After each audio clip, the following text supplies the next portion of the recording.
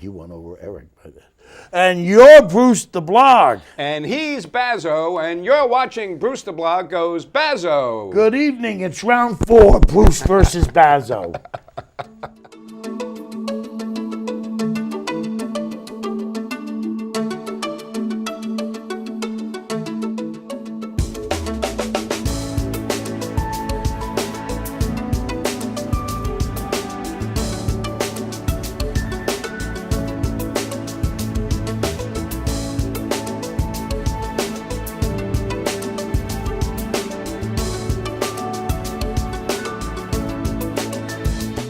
Welcome to another episode of Bruce the Blog Goes Bazzo, and as my esteemed co-host Bazzo just sort of broadly hinted at the opening of the show, this is one of our guest-less shows. What do you call it? Round 4? Round 4, right, yes. Right. Where we just go at it on any number of sundry topics. We may agree, we may not agree, and it's up to you to decide, who you agree with. Anyhow, as always, we're brought to you very proudly and gratefully by the Penny Saver, Chase Media Group, and we thank Caller Chase and Frank Rich for allowing us to be here with you. Yes, we do thank you. Thank you. Just so you know, because you always remind the audience that you can find the best of Bruce the Blog Goes Bazzo on YouTube, thanks to Denise Williams. Right. The most popular, Denise Wilson, That's you're okay. right. I've done that before. Right. The most popular shows Yes. that have been viewed Yeah. Oh, well, the ones where our shows. Right. And I've always... Well, we don't want to make too much of that, otherwise we won't have any guests anymore. No, the guests certain guests are just command, like the Darren shows always command an audience. Right. Greg Ball commands an audience because they just, the way they are. Right. Supervisor Puglisi was very good. Yes, she was. Yeah, we're very fortunate in having guests of that caliber. But being that we came from the print before we did TV with our columns and all this, we had our own audience, and I've always said people were more curious about what we thought, because they already knew what the candidate. I see what you're saying. They already knew what the guests thought. They were everywhere in the world in the press. Yes, right. Or they're elected officials whose stands are obviously well known from their campaigning and public posture. And the viewership on the YouTube just confirms my hypothesis. Right.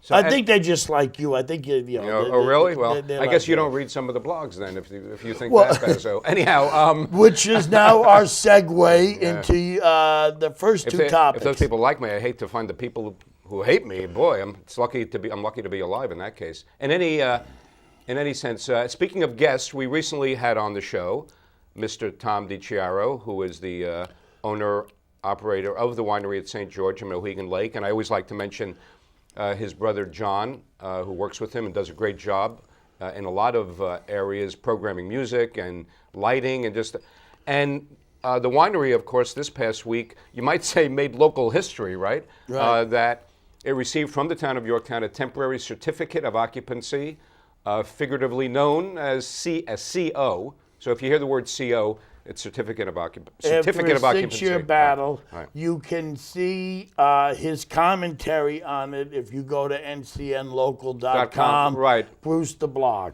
Right. Yorktown uncorks the winery, and it has been a well-documented 6-year battle for the brothers DiChiaro, as I refer to them, at the winery at St. George. And so what we were going to chat about a little bit, Bazzo, is the fact that he's been through, as I mentioned in the blog, current supervisor Michael Grace, who's been in office all of about 6 weeks, is the 4th supervisor that the winery has encountered, you might say, right? You might want to go, because if we just deal with the Old Stone Church as a building. Right. It's 100 years old this year. Right, that's what the natives call it, the Old Stone Church. Right. Anyway. And by the way, I want to just quickly interject because it's a good segue. One of the issues, as we get into this particular topic, this segment of the show, one of the issues that Mr. DiChiaro encountered with the town of Yorktown and some of its employees who are responsible for going to buildings and looking at whether buildings meet certain codes, ordinances, et cetera, was he was told at one point, you have to install a sprinkler system. Now, Tom is nothing if not very thorough and detailed and does a lot of research. He's actually an adjunct professor at Catholic University. And he looked into it and he's saying, no, I don't need a sprinkler because it's an old stone church. Right. Now, we want to make it clear that the people who were telling him that were very concerned for everybody's safety. So, we're not criticizing them at all in that respect. But it was their misinterpretation of ordinances. And he said, that doesn't make sense to me. Ultimately, it was determined, no, that kind of a structure does not need a sprinkler system. The point being, there was sort of a series over the years of obstacles that he felt were put in his way, sometimes because of personal animus, right? Not because of ordinances. Yeah, but I think they used the ordinances out of personal animus. Right. Well, right, but the point is, and this is something that Michael Grace has addressed as supervisor, the idea is for a town like Yorktown or any other municipality is to work with its businesses and its entrepreneurs to help enrich the local economy, not to find obstacles or go out of their way to put obstacles in the way. I read a quote online recently within the last 6 weeks that struck me. Governments create bureaucracies to thwart business success. No, and I can tell you, Supervisor Grace, who I do work with, and I host a show with him every week, he's a firm believer in that. And I think that's why he was elected, and I think that's why he is actually seeing a lot of growing support from the public because he's sensible. He looks at things objectively. He tries to make the right decision based on what makes sense, not based on what he personally believes in every case. It's what makes sense for the greater good. This is true, and when it came to the winery and even the restaurant before this, what I want to say, if you go back to when it was trying to be a restaurant with Mr. Palmetto, who's since deceased, we're going back 10 years this fight. Right, and we should say, the late, may rest in peace, Mike Palmetto, who owned the winery, who owned the Old Stone Church, right, and sold it to Tom DiChiaro. He had tried to, get the building as a restaurant, right, and the town, the town from day one. Yeah, and by the way, I should mention Bazzo is sort of the local historian on this subject because he's been covering it consistently since the beginning, right? From when Palmetto tried to open the restaurant, and from day one, the town thwarted him and Tom because they had their own designs for that building.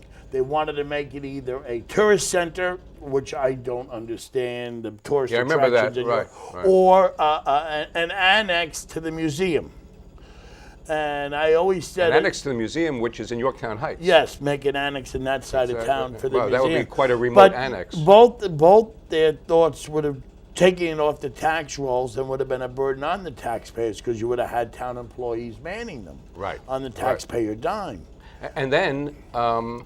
I know when Supervisor Linda Cooper, who I was a big supporter of, and I worked with Supervisor Cooper when the Harrison A. Park Field of Dreams Foundation was created, and we became involved with the town when she started what actually, with Joan Valenstein, was the predecessor to the Alliance for Safe Kids, and she asked our foundation to park money because municipalities cannot do fundraising. In any case, but when Supervisor Cooper was in office, the Landmarks Commission wanted to designate that building, and the town board voted against it, and as a result, the Landmarks Commission resigned en masse. That was one of the few board meetings I've ever attended because they're really boring, and I had much more fun sticking pins in my eyes than sitting through a town board meeting. Right. And that's with any town, not just Yorktown. Most of these things are boring. Well, right, yeah. You really have to be into wonkishness to sit through those things. Right. But anyway, I did a whole thing on this landmarking. I've never believed a property should be landmarked without the consent of the owner. Right, and that's Tom DiChiaro's point. He was telling me the other day, by the way, Bazzo, that there was a real clear distinction between a national landmark, historic landmark, which the building and the building owner actually can benefit from in various ways, but what the Yorktown, the local landmarks commission, wanted to do would be punitive to the owner, well, like telling you can't do this, you can't do that. Right, most local landmarking are punitive. Right. And let me tell you, we were talking off the air about Susan Siegel, and that she wasn't always wrong. Of course there were not. some, and the fact that she did not appoint people to the Landmarks Commission again, and her comment, which was printed on in one of the publications, that the people that were applying for it had self-serving motives. Well, I think that's a very good point, because in many cases that is true, right? And I thought, she got it. Yeah. If you were going to have because these people would have said, well, I want that, and the owner would have had nothing to say about it, and that is so wrong. Right. And if Michael Grace is really thinking about reinstituting the landmarks, which I think is a bad idea. I really do think it's a bad idea, because locally people want to tell you what to do with your property even though they have no investment in it. Right. They want to tell you but if you tell them what to do with their property, that's my property. Here's the issue. Here's one of the issues. It's a form of eminent domain, but it's being administered not by elected officials. It's being administered by volunteers who, as you're saying, what are your qualifications for telling me? It's an end run around eminent domain. Right. The takings clause. Because they're taking your property and telling you and not giving you any value for it. In fact, then they're actually going to diminish the value because you can't get full value out of the property. Right. It's not easy to sell a landmark building. Well, it's a little bit analogous, not to get off track into a whole other subject, but there's a certain relevance here. It's a little bit analogous. Listen, I think it's great if people live on a multi-acre lot, right, and they have a nice bucolic spread, and they have a lot of trees.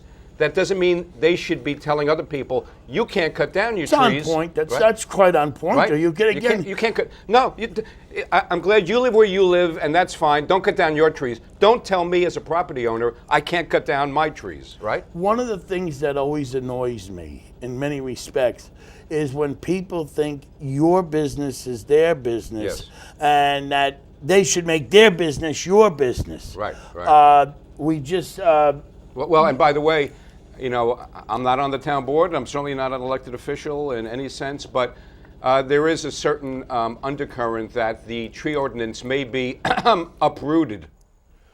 It's more than just a tree ordinance. I'm talking about the tree ordinance in Yorktown. Right. We go to a lot of different towns. Sorry, folks. But it's more than it's that mentality out there that they just. I was reading an editorial here in yesterday's Post. Business friendly, New York, Cuomo changing the tone. But they haven't changed the tone. A pizzeria was fined over $5,000 because the Department of Labor said that they didn't give their employees enough T-shirts. Why is New York dictating to business how many shirts they can have? Are you serious? Right here. Brought the editorial here. Really?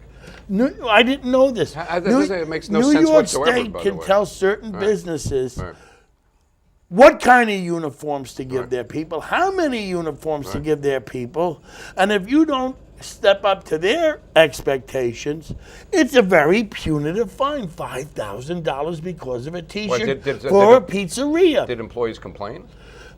I don't know the whole story. I was just reading to me it was why are we making everybody's problem ours? No, it's not. You're right. And by the way, I guess that pizzeria owner must have been really teed off, huh? Oh, yeah. All right, so the winery got its temporary certificate of occupancy. He's going to move forward now. He can operate 7 days a week. But that was the thing I talked to Tom about last night. I stopped by to congratulate him. The fact that now this was a win-win. He can make money. The town makes money in sales tax. Right. The people... He can create jobs. Right, and the people have a venue more than the few nights he was allowed to open through the way he had done it month by month. And he had to pay every month to month, for a special permit that was quite expensive. This thing by the town that made this happen so long, and I still believe it was through a vendetta. I believe they used all the codes, including trying with the landmarking, punitively to hinder. And all this time the town was open. Remember, he's open. He's making the money, but through a pack.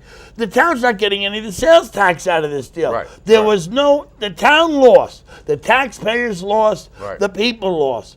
Now Everybody wins, and I've never understood why people made it personal on something that was so right to begin with. Right.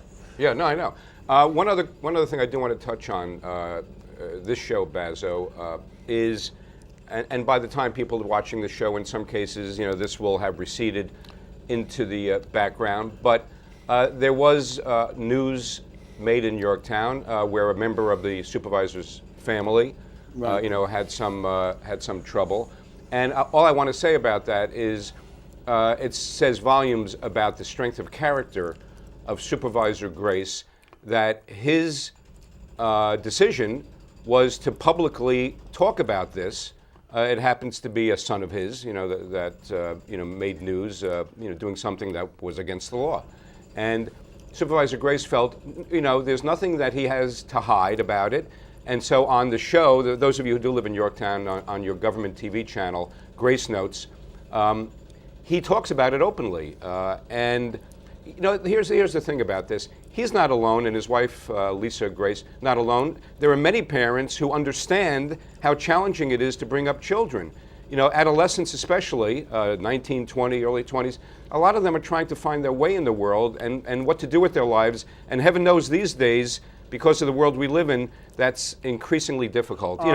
And he understands that, and he's dealing with it in a very responsible way. Now, what's irresponsible, and this is where I get quite agitated, is people who go online and post these ignorant comments. They don't know the family, they don't know the situation.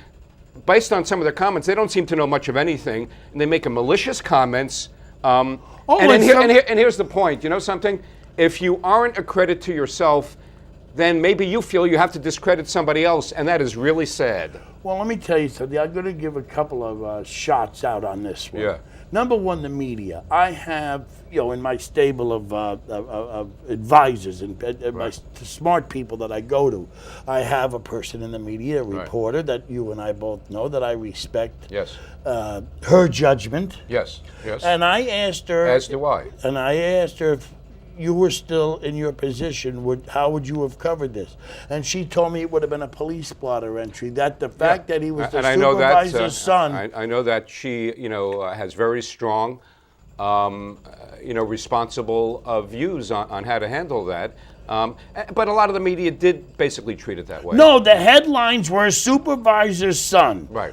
And the fact is, he was an adult. Yeah. Number one, the fact that he was the supervisor's son was not relevant to the crime that he's alleged to have done. It should have just been a police blotter, youth arrest, like they do with just any anonymous person. If people want to say, "Oh, I recognize that last name," then they can go look up and see it. But to headline it, supervisor's son, that to me was malicious journalism.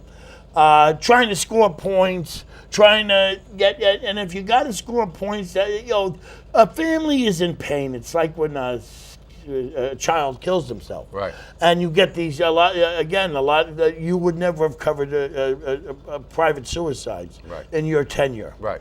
If there was off the Brooklyn Bridge or the Tappan Zee, you can't help it. It's public. But the fact is, that's also because, as you're referring to, the managing editor had very strong views on that I totally supported. But the family is suffering. Yeah. The press has no right to kick them in the butt. Let's who's kidding who? Journalism is a business.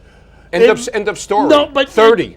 You're dealing with people, serving people, but I'm just saying. But journalism is, and that explains why you're not supposed but you know something, Bazzo, that do what you're no saying, harm. I understand what you're saying, but in a certain respect, it pales next to people for whom online comments, especially if they're anonymous, has become like alcohol. Well, they're like alcohol. They're like alcoholics. When you have too much to drink, it's happened to all of us, including me. Right. All of a sudden, you have this bravado. Bravado, by the way, means false courage. You have this bravado, and you start talking tough, and you slur your words. People who go online, especially, the cowards who don't even post their names and make malicious comments, it's like they're drunk on this false power. Like they're going to slur other people. They're going to try to discredit other people because they have nothing positive to say about themselves. But that's the second shot. I want to go into the anonymous posters. I read some of those posts. They weren't even on topic. One of them, the gentleman, David, totally didn't understand the use of the word usurp. So don't use words you don't understand. He totally didn't understand the word usurp. He misused it. Another person referred to a grand larceny as a scandal. If that's a scandal, then every municipality has 20 scandals a day. Well, it's not a scandal, so don't use words you don't understand. Well, it would have been a scandal if Michael Grace was doing the grand larceny. That's the scandal. Well, he wasn't. No, I said, but then it's a scandal, but not, his kid made a mistake, and the courts will decide if he's guilty or not. So can only say alleged. Made a mistake. Apparently, the people who comment never make mistakes. See, I believe they're perfect. I believe young people. What a joke! I do believe young people are even make mistakes because you're young and you don't think and you don't see the concept. We all. I don't know of anybody that hasn't done something stupid. Right. Sometimes even criminal in their youth, and they may have gotten away with it, so they got lucky, but it was still criminal. Well, so people read a story like this online. They have nothing better to do, and they can't wait to make fools of themselves with their uninformed, nasty comments. But it's not just... And that's all that is. Let's move on to another topic. No, because this is a good topic. Because it's not just this particular item. You did a blog where you called yourself an idiot. Yeah, right. And I did, and you've been, and the Patch has been nice enough through you and their friends to post my columns on their thing.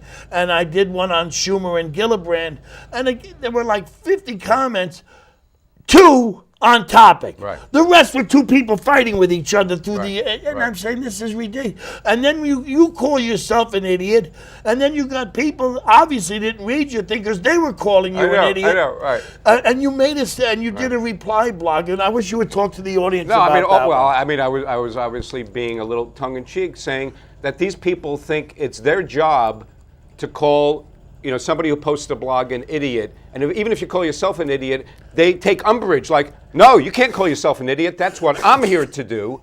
But the issue is that what I was referring to is somebody, let's say, who's an elected official, and this happened in Croton-on-Hudson recently.